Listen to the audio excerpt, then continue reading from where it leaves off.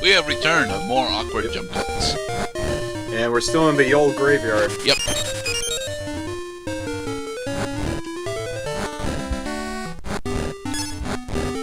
You'll notice, viewers, throughout the game that the environment takes on a certain color hue depending on where you are. I always thought was a nice touch. It's an interesting touch, but I don't find that it actually affects anything. Well, it affects perspective. It would make sense that this area is purple because, actually, I'm not sure why this area is purple, because, like, in Japanese, purple is supposed to be the color for evil, not necessarily the color for death, which is probably more closely linked to graveyards than evil. Gee, I wonder how I'm supposed to get that chest. Gee, I wonder how I'm supposed to leave this room. Who put all these pots here? And until you get the noble sword, you can't break these pots with your sword. Yeah, that part of getting the sword upgrade is pretty useful, I must say. Get off! Get off! Now, I'm not entirely sure what triggers their leaving animation faster, so... I think if you just move your what are you using to move the arrow keys? Yeah. I think you just have to it's either moving your arrow keys or swinging your sword that causes them to get off you. I'm pretty sure. So we got the dungeon map. I will be getting at least most of the dungeon items throughout the game. I'm not sure if I get them all. God, these ghosts have a lot of health. Yes, they do. But again, I only do 1 damage per swing, so... Yes. And there's a statue here for no reason. I'm attempting to interact with the statue because I think it does something, but it does not.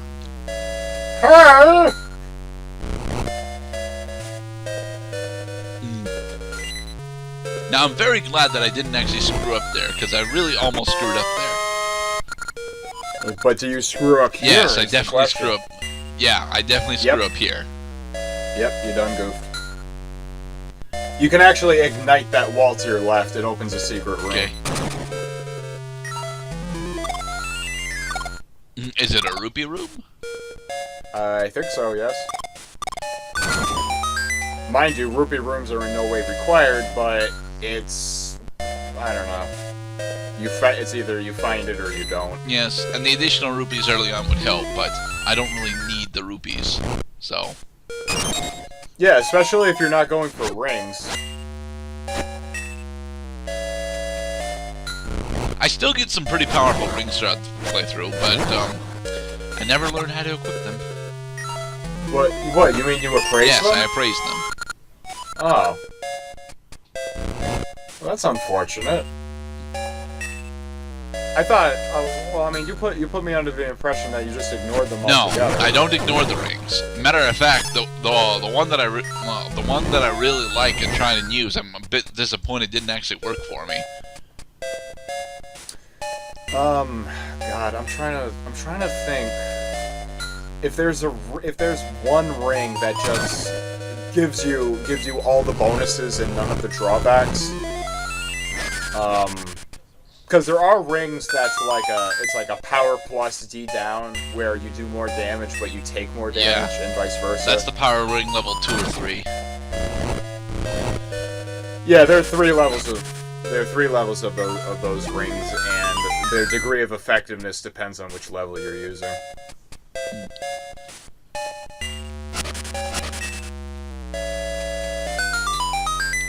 So, is this gonna be our power bracelet? Nope. Nope. You got a key. And then the band just goes home. How did you like the dungeon design? For most of the dungeons, it's fine, honestly. It's a bit lengthy, but it's fine. Yeah. I think this is the first 2D Zelda since A Link to the Past that actually used the scrolling effect as you're navigating the dungeon rooms. Yeah, I'm not sure because I think Link's Awakening had the tech to do that. They had the tech, but they didn't use it.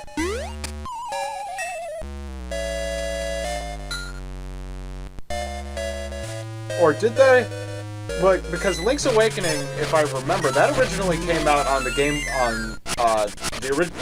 Yes. Boy, not even the Game Boy Color. I don't want to know what's in that room quite yet. No one wants to know what's in that room quite yet. God, there are all these pits. Oh my God! And yes, I will be slaying my personal collection of Master Hands throughout the game. Wall Masters. Floor Masters and Wall Masters. Yes, they're both here. And here we have sub-boss time. Now, unfortunately, slaying the small spirits doesn't actually do anything. Nope. Well, I mean, it would certainly make it easier to attack the mother. Yes, but only because, you know, only because while the spirits are on you, they slow you down. Oh, also, every sub-boss in the game drops a fairy. And a link from the entranceway to the mini-boss room, so you can warp back and forth now. Yep. Mind you, it's not a thing that you need to take advantage of until way later, but it is nice to have. The mini-boss music is also the exact same music track they use in Link's Awakening for the dungeon bosses. Okay.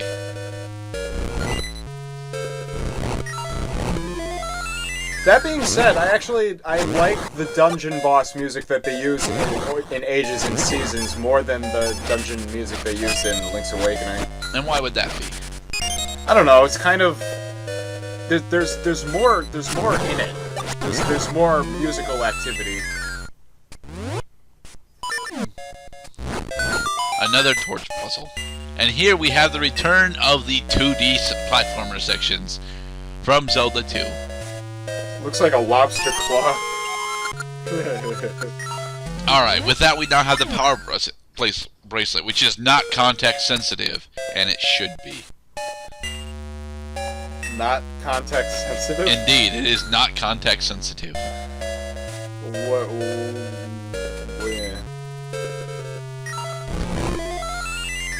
I can push things now, yeah. Well, we can push pots. Hey, a ring. Get it appraised later. And we can solve this puzzle. I hate that puzzle. We'll be seeing its much eviler cousins later. And whenever you hear that whenever you enter a room, that means that there's a key in the room. That and that you have the compass. Thank you.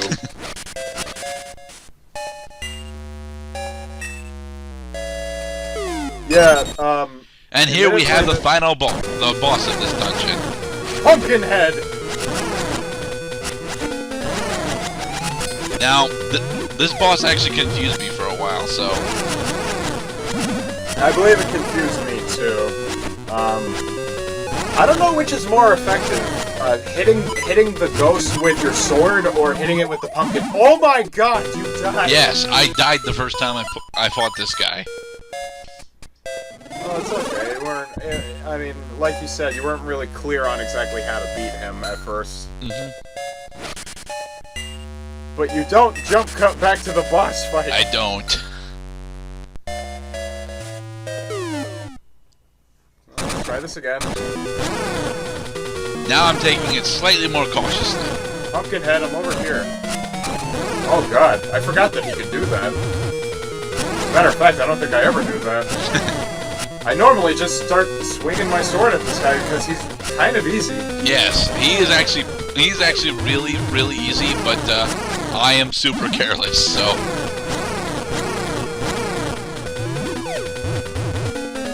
There. Yay! And a heart container. Woot! And with that, we can now collect our first Essence of Time, the Will-O-Wisp. Or Eternal Spirit. The eternal spirit, an essence of time. Even after life ends, it speaks across time to the heart. Now, what can a carpenter do with an eternal spirit?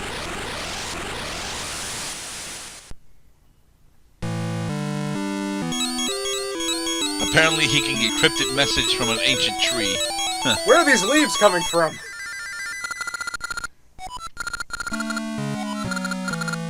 Ah, yes, the Western Woods, where we learned that time travel is incredibly powerful. Well, she didn't travel through time in order to tell you that. Indeed, she did not. But here we have an NPC that most players are probably just apathetic towards. I actually like her.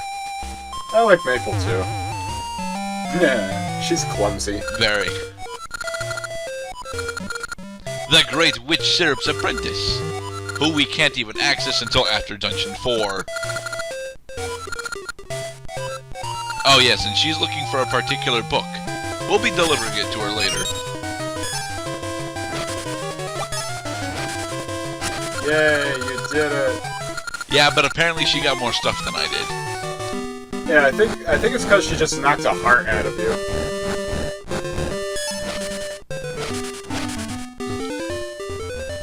And now that I think about it, Maple wasn't a part of the trading minigame in Oracle of Seasons. Nah, that's actually a good thing in my opinion. Having Maple being part of the goddammit water trading minigame is always questionable. Yeah, because she appears randomly, so... No, it's not randomly. She too is based on how many enemies you kill. Are you serious? Yup. How do you know these things? Because I watched H.C. Bailey play through the game.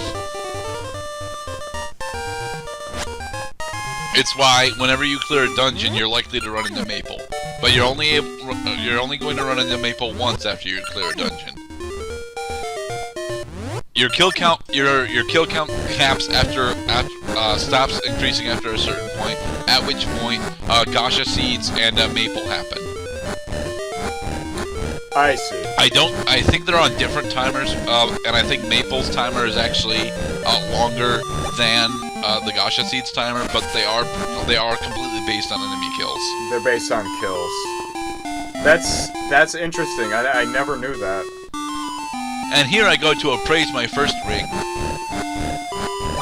I even get one of the transformation rings later. Oy. Yeah, there's a couple cool ones. There's one that even allows you to fight enemies. The Discovery Ring. Now here is one that Cloud probably really likes, and I understand why. And I wish I knew how the fuck to equip it. I never really cared for Gacha seeds. I always thought they were kind of pointless. Also, navigating through this fucking list menu is atrocious. Yeah, because you have to scroll through both rows before you can get to the next page. You see, he warns you that rings do nothing unless worn, but he doesn't tell you how to equip them. This is true. I believe if you talk to one of his snake friends, one of them tells you. Chocolate! What a sweet joke. Oh, I love this guy already. Yes, he makes a lot of pretty poor puns, and we'll be helping him later with his poor pun crafting. This is just morbidly obese. Obscene, Cloud, obscene. That was a joke on my part. I know, but it was a terrible joke. It was a Here's Family the Guy know-it-all reference. hut. We're not talking to them, ever. Yeah, well, I mean, all they do is just tell you how to play the game. Yep, but here's an interesting guy. Troy. Oh-ho! I like Troy.